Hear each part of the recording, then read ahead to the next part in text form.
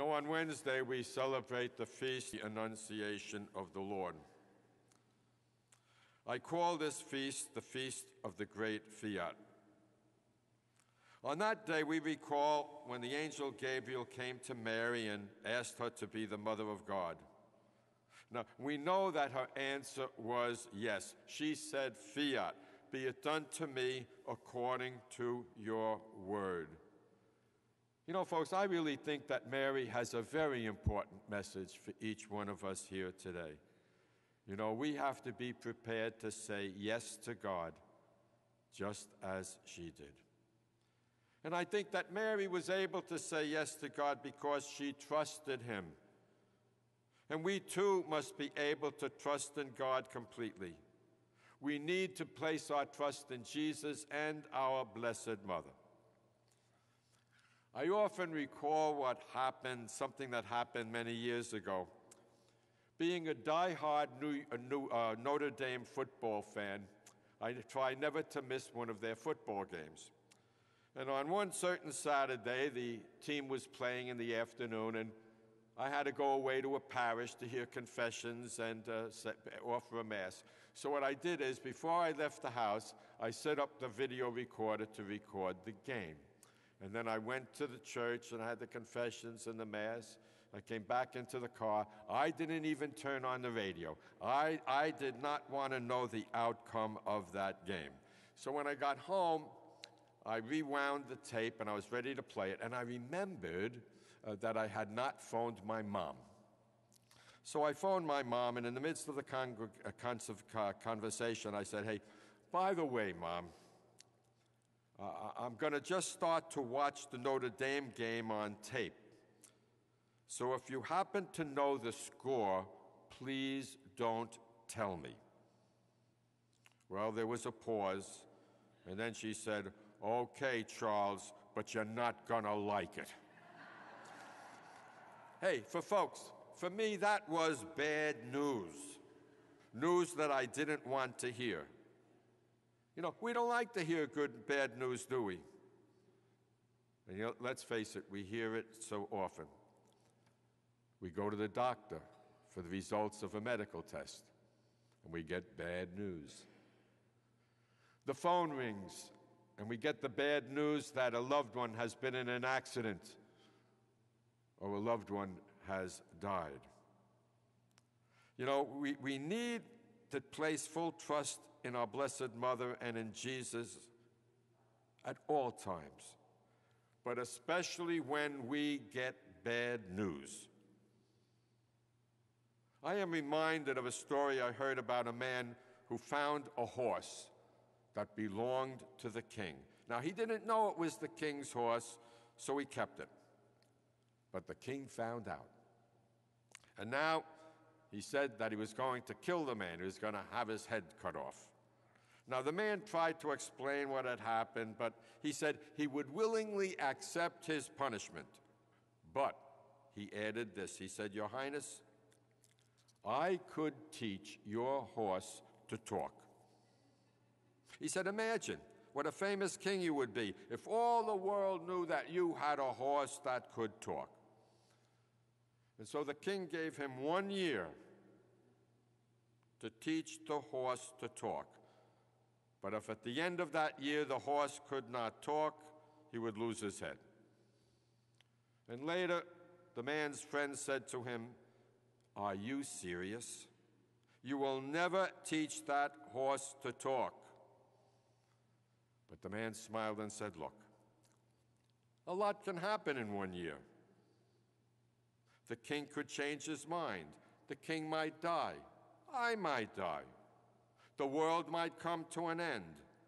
But maybe, just maybe, a miracle may take place, and I might be able to teach that horse to talk." Folks, I think that we must always hope and pray for the best. We should pray for miracles. We must never, never lose our faith in miracles. We should never lose our faith in Jesus and our Blessed Mother. We must be able to believe that they will take care of us no matter what. You notice I said no matter what. Now, by this I mean that things may not always turn out the way we wanted them to turn out. After my brother John was diagnosed with terminal cancer, we stormed heaven, my mother especially, who had a wonderful devotion to our Blessed Mother. We prayed for a miracle.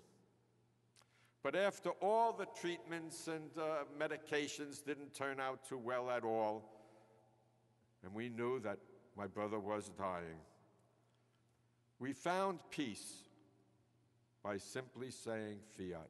There was a time we had to do that. In a way, we had to stop praying for the miracle that he be cured. But I want to tell you something. By saying fiat, we may not all have been cured, so to speak, but we were healed. We all received a wonderful inner peace of mind and heart. You know, to say yes to God means that we have to believe that he knows what he is doing. Here's a delightful story from the life of Pope John, John the 23rd. A famous photographer, Yusuf Karsh, had been commissioned to take an official portrait of the Pope. And Karsh was accompanied by the late Archbishop Fulton J. Sheen. And as Karsh was setting up his camera, the Pope turned to Bishop Sheen and with a little smile on his face said, "God knew 77 years ago that someday I would be Pope. I have just one question. Then why didn't he make me a little more photogenic?" You know, of course, the Pope was kidding. They say that he had a deep faith and trust in God. He truly believed that God knew what he was doing, even though he didn't make him the most handsome person in the world. I mention this because there are a lot of people unlike Pope John the 23rd. Things go wrong in their life. They do not turn out the way they want them to turn out. And then they really question God. They question the wisdom of God. Folks, to say yes to God, we have to believe that he knows what he is doing, just as Mary did. You know, when I was in the novitiate, we were told to do God's will. That meant, of course, to accept God's will. That meant we should always accept what happens to us in our life and not second-guess God, not get upset with God when something so-called bad happens to us, something that we find difficult to accept. You know, they tell the story of a little girl who was preparing to go to bed one night, and it was a terrible night. It was a terrible storm outside. There was rain and thunder and lightning, and now the lights in the house started to begin to flicker out. And obviously, she was frightened. So she knelt down by her bed, and she prayed. "Dear God, I hope it doesn't thunder and lightning anymore, and I hope the lights don't go out." But after a brief pause, she continued, "But I just thought it over, God, and you can do whatever you want. Amen." Hey, folks, that's what it means to do and accept God's will. It means letting him do whatever he wants without complaining and getting upset. You know, if we really do trust in God and have faith in him, we will accept his will in our life. May I leave you with a personal thought? A woman tells this story. She teaches third grade, and she says that on the first day of school, she always tries to get to know something about her students and their family. She turned to one little girl and asked, "And what does your daddy do?" And the little girl replied, "Whatever my mommy tells him to do." I end this little homily on a personal note. I want to tell you how I hope I would be able to answer someone who would ask me what I do. I would like to think that I could say, I try to do God's will. And I look at you this morning, And I hope and pray that each one of you here will be able to say the same. So let's continue our novena, our Mass. Let's all thank Mary, our Blessed Mother, for saying yes to God. And let us beg her that we might be able to do the same